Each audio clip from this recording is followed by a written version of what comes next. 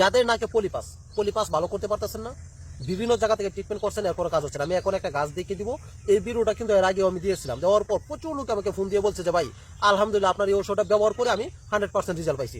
এবং দেখা যাচ্ছে কি সকলেই তো 100% রেজাল্ট পাবে না, আপনার অধিকাংশ লোকে আপনার 100% পাবে, সম্পূর্ণ রেজাল্ট পেয়েছে। আসেন আমি দেখাই আপনার এই গাছটা কোনটা ইউজ করবেন। এই গাছটি আমাদের অত্র এলাকায় নাকফুল নামে ডাকা হয়।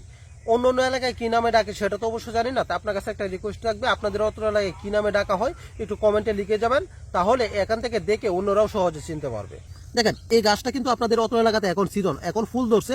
এই গাছটা এখন সব জায়গাতে পাওয়া যায়, অ্যাভেলেবেল। আপনার বাড়ি থেকে যখন বের হবেন সেমনি আপনি সাথে সাথে আপনি এটা পেয়ে যাবেন, যে এই গাছটা পাবেন।